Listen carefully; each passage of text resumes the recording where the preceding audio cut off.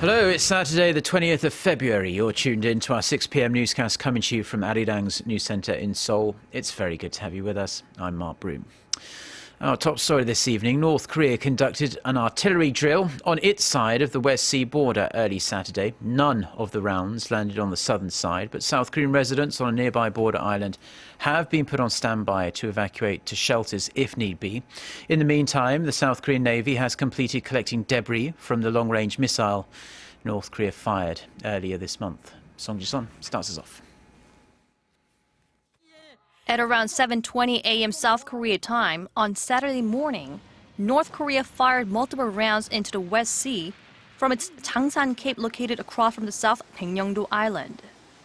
Seoul's defense ministry says it was likely a regular drill and no unusual activities were detected from the north side.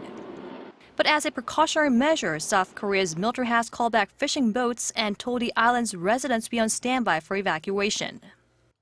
The South military also announced that it has recovered more pieces from the North long-range missile launch on February 7th. The Navy says its Tongyang rescue vessel on Thursday picked up 2 pieces of what seemed to be fuel injection parts from the rocket's first stage. The Navy says the search for debris is now complete.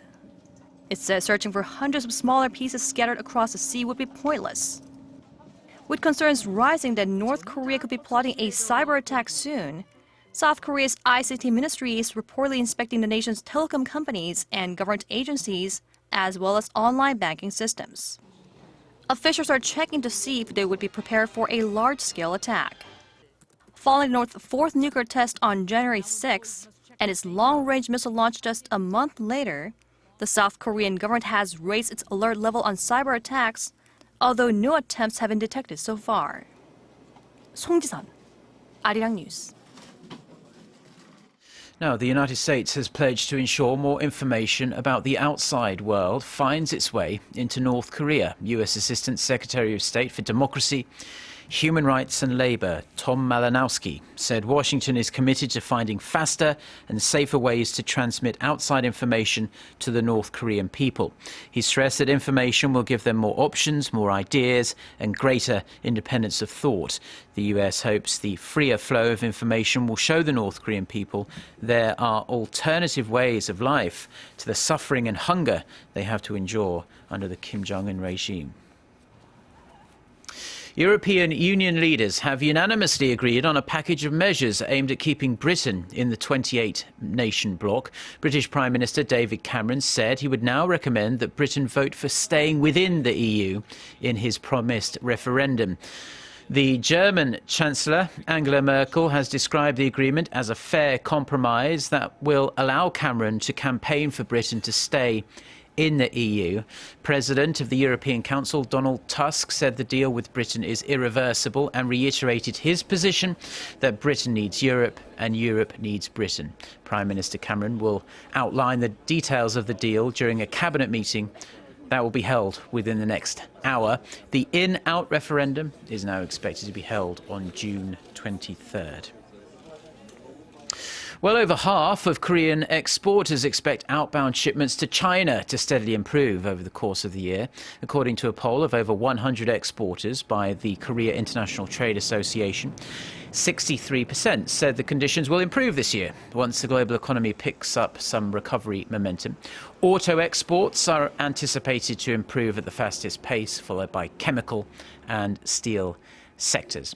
Companies also thought that the Korea-China FTA will play a favourable role, especially in the textile and agricultural sectors. The remaining 37% said exports to China will only start to improve starting next year or even later, citing the slowdown in China and low oil prices as reasons for their gloomier outlook. Samsung Electronics is going to roll out its mobile payment system Samsung Pay in major international markets, including China, next month. The company says a service will launch in China, Singapore, the UK, Canada, Australia, Brazil and Spain in the coming weeks. Samsung Pay, first released right here in Korea and the US last year, currently has around 5 million users.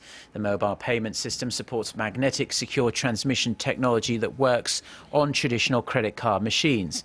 It also allows users to purchase items online through fingerprint screening. Samsung has also announced that the service is now being installed on its budget smartphone models such as the Galaxy A5 and the Galaxy A7. The number of cruise ship passengers to Korea's southern resort island of Jeju is on the rise due to its popularity as a tourist attraction and convenient destination between China and Japan. This year, over 1 million tourists are expected to visit Jeju on board cruise ships. Park Se-young has the details. This 70,000-ton cruise ship docked on Jeju Island for a fifth time this year. After a successful series of cruise expeditions last year, the ship is expected to carry about 10,000 passengers to Jeju 40 more times along its way to China and Japan.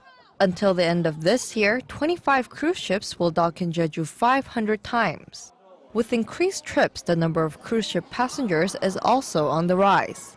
In 2013, 386,000 passengers traveled by ship to Jeju, with the number jumping to 590,000 in 2014 and 625,000 last year. This year, the number of passengers is expected to surpass the 1 million mark. The over threefold jump in the number of passengers is attributed to Jeju Island's convenient location between China and Japan and its rising popularity after being designated as a UNESCO World Heritage Area. With more ports expected to be added, it looks like smooth sailing for the island's cruise tourism market. Park Se-young, Arirang News. Now, another Korean victim of Japan's wartime sexual slavery has died. It leaves the number of registered surviving victims in Korea at just 44. A local civic group that supports the victims says 90-year-old Kim Kyung-soon passed away on Saturday afternoon. More than 200,000 victims, mostly Korean, are thought to have been forced to work at frontline brothels for Japanese soldiers during World War II. To resolve the issue, Seoul and Tokyo struck a deal in December of last year. The Japanese government expressed an apology and announced a plan to compensate the victims with some $8 million. But most of the surviving victims remain opposed to the deal. They say their demands were not heard before the negotiations, a claim the South Korean government refutes. Now, on a happier note, Korean skeleton slider Yoon Sung-bin has won a historic silver medal at the World Championships in Austria. The 21-year-old, who is one of Korea's brightest hopes at the 2018 Pyeongchang Winter Olympics, came second with a time of 3 minutes, 29.97 seconds after 4 runs at the International Bobsleigh and Skeleton Federation World Championships. The gold medal went to Latvian Martins Dukas, who won his second straight world title. Yoon becomes the first Asian ever to win a medal at the Skeleton World Championships that were first held all the way back in 1982. Now, it's fair to say that most people don't need any encouragement to eat chocolate, but did you know about its health benefits?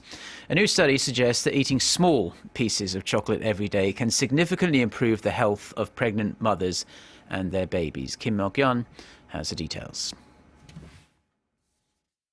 There are many benefits that may come with moderate chocolate consumption. One of the main nutrients known to be beneficial to the human body is flavonol. Flavonol is a type of a flavonoid which has been linked to reducing the risk of cardiovascular problems and lowering cholesterol levels. A professor from Gachon University said flavonols are more prevalent in dark chocolates. I recommend the intake of dark chocolate rather than milk chocolate. Flavanol gets rid of active oxygen radicals, which is helpful in maintaining cardiovascular health. A recent study held by researchers in Canada's Laval University also reaffirmed the benefits chocolate can give to pregnant mothers and their children. Their study suggests that pregnant mothers who ate 30 grams of chocolate every day for 12 weeks showed a noticeable improvement in their placental blood circulation. But even though experts acknowledge the health benefits of chocolate, they stress the importance of moderate consumption. Since chocolate also contains high levels of sugar and caffeine, excessive intake would lead to side effects such as weight gain, sleep troubles, and even diabetes. 김목연, Arirang News. Now, finally, we're going to leave you with a brief update of the weekend weather here in Korea, and we have a cold night in store across most of the country. The mercury is going to drop down to -7 degrees Celsius in Seoul. Sunday is going to feel much colder than today. The high is only going to top out in the low positive degrees Celsius in the capital, but the silver lining is that we are going to have sunny skies. With that, let's take a look at the weather around the world.